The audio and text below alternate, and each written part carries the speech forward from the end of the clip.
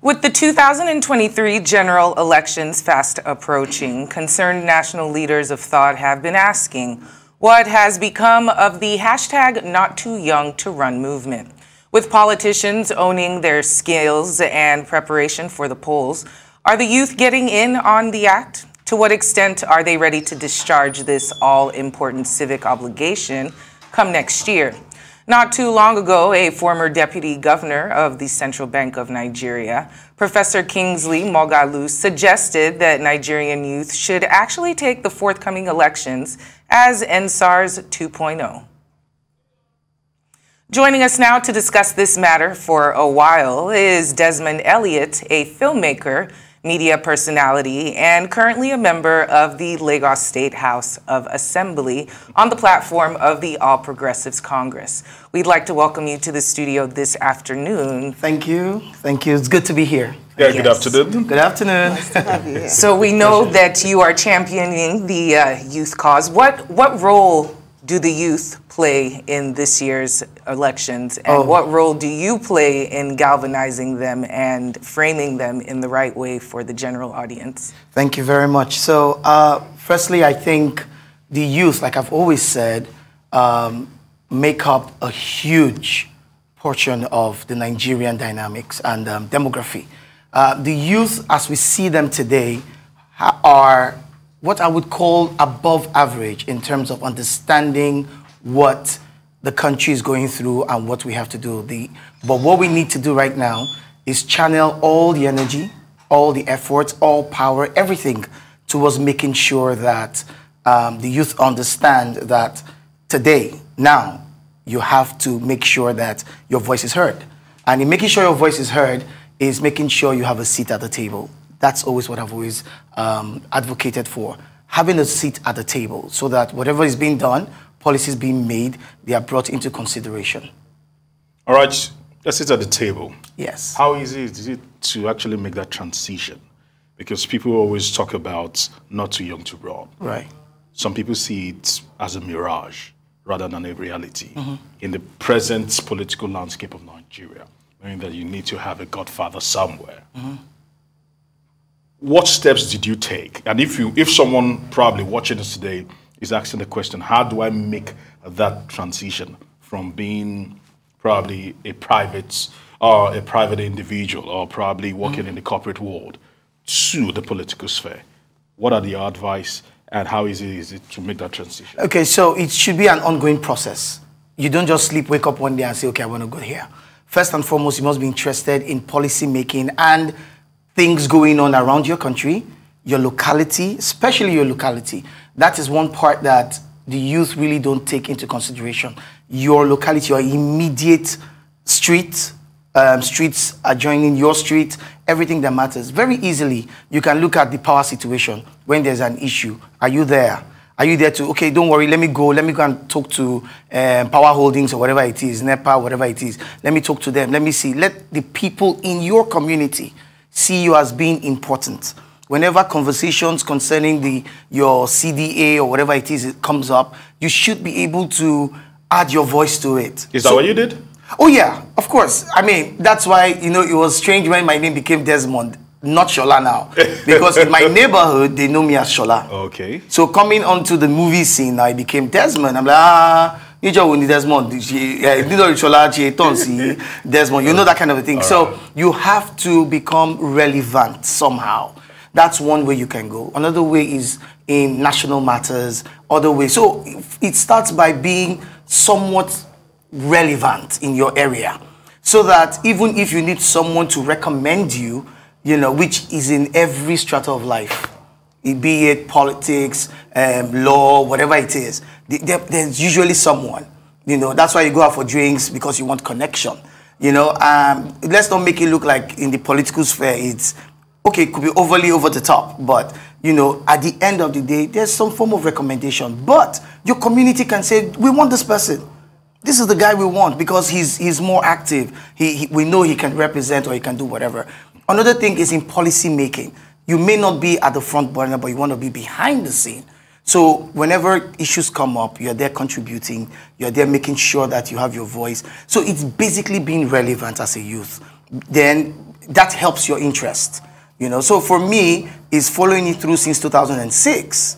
You know, going from here to here, making sure I am relevant here, making sure this comes, oh, Desmond is there, oh, this is this. And then gradually, and for me, I'd say I was lucky, or I had grace on my side, because I met Asiwaju, and then, you know, from 2006, it was an ongoing thing, making sure I see him, he sees me, or the people around him, you know, before the thought came and said, you know what, let's give these young lads, not just me alone, young lads, a chance. At the House of Assembly, we have about, if not over 30-year-olds, you know, and above, below 40.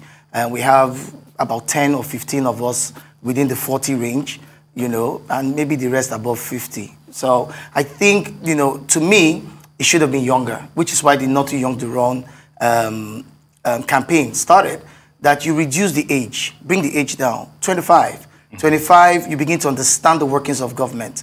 There's no point coming into government without knowing how government works and seeing, okay, this method does not work. You may not be able to do anything, but when I'm there, I'll see what kind of changes I can do. So it's important that we start getting them at a very young age, 18, 19, to start getting interested in governance and policy making, which is very important for the growth and development of a nation and a community.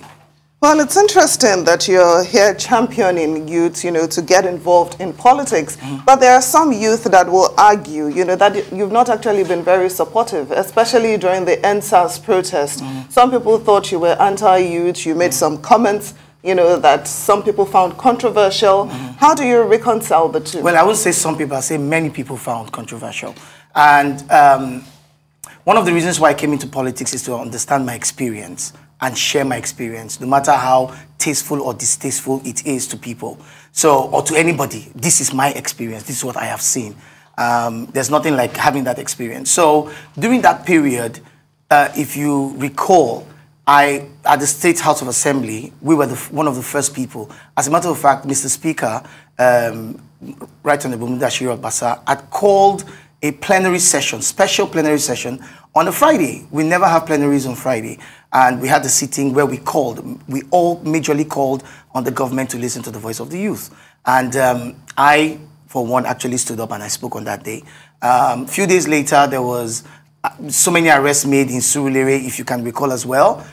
I personally was the only representative, but in connection with the Mr. Speaker, Femi Gbajabiamila, who was in Abuja at that point in time, and I was liaising with him and making sure that we released so many of these people. In fact, everyone who was arrested on that day, everyone was released into the wee hours of the night or morning, and then we also went to Panti to release a lot of them as well, and it was great. So at some point, it looked like these hoodlums were beginning to take over. All right, so at what point do we say, okay, let's stop, let's re-strategize, let's know what's going on. I was as passionate as so many other people. I do admit to certain wrongs I probably would have said, which I apologize for, but it's part of growth and it's part of leadership. So for me, it doesn't stop the fact that I still made a statement, which is not so popular, which is everybody go get your PVCs. So everybody, you know, you can only change the narrative the way you want to change it. But the truth is, whether I said it wrongly or rightly, it doesn't stop the fact that every youth from 18 years upwards, go and get your PVCs. Make your voice heard. They keep saying, oh, they won't listen to us. Oh, they will change it. They've chosen it. It's not true. It's not true. In that demography, you are the largest portion. You might not get 100% response, but always see that every year you have something coming. That's why at the House of Assembly, I'm proud that the younger ones are actually taking up the mantle into making sure that policies, they hear our voice. Because when we speak at the House of Assembly, it is a voice. And I'm sure from that controversy, you went from being quite popular to being extremely popular. I mean, thank God. Not Desmond Elliot, Kazam, all those memes. But yes. Let's move on to relevancy. Yes. Aaron was asking earlier about how you get that seat at the table. It seems to be a trend not only in Nigeria, but in Western countries as well. Celebrities who have amassed a certain amount of following or popularity, they use that and turn that into political clout, just like you have. And for the average individual who isn't quite a celebrity, I mean, everyone is on social media, but bridging that gap. So I have two questions. First of all, is there some kind of push on behalf of the celebrities in Nigeria to enter into politics? We know there's the Banky W's. Like, do you guys have little meetings? Do you galvanize? Is there some kind of discussion about trying to push the already popular face of Nigeria into politics to get the youth attracted? And second of all, if you're not a celebrity or big on social media, how do you get that relevance? I mean, not everyone can meet Asiwaju Tinubu and get an audience with him. For those who don't have connections, what is one key small thing you can do? Okay, so firstly, I think they're in two parts. The first one, and I'm glad you mentioned Banky, because Banky also knows right from Goodluck Jonathan's time and all that, we usually met at those points, you know, during rallies and trying to push our agenda forward and stuff like that.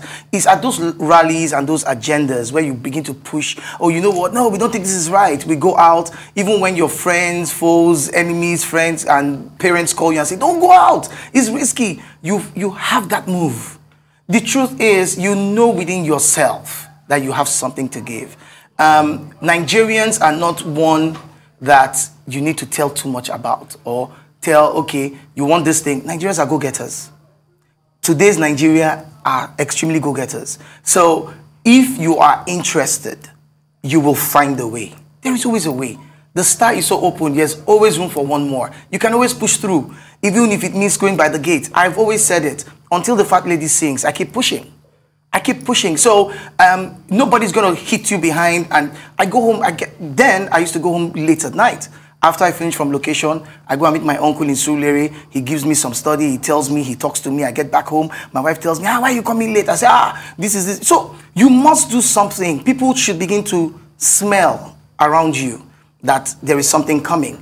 You don't just sleep, wake up and say, all right, I want to do it. Permit me to just quickly throw this in, because we really have run out of time. And you've spoken about the fact that Asiwaju Bola Ahmed Tinubu is your godfather, and he's many times, and he's vying for the highest office in the land. Yes. Talk to us about it.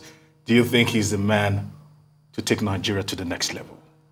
Okay, so when I said that last year, oh, I have a godfather, he helped me, he did it. Everybody said, what, you, we want to kill godfatherism. When you want to get into the chambers as a lawyer, you will have a godfather, a son, somebody who's going to help you. You want to work here, you will have somebody who's going to recommend you. So you want to call it godfatherism, you want to call it this. Point is, I have gone through his step. I have seen what he's done. I have seen his resume, his record from 1999. I have seen the people he's helped out. I've seen the people he's given platforms. And I have seen how Lagos has transformed. I have seen the blueprint of Lagos and how every government come upon, and there's a continuum in governance. So when I look at all of this, I'm not going to answer that question with a direct yes or no. I'm going to throw it open. Look at his resume. Look at what he's done. Don't listen to hearsays. He's this, he's that. Okay, what has he done? Everybody who comes onto the table. I would think differently right now. Hey, we don't have time. This is we have to get you back in the studio to continue this very interesting discussion. Awesome. Thank you so much for coming in and having this discussion Thank you so much with us, Desmond Elliot. Thank you.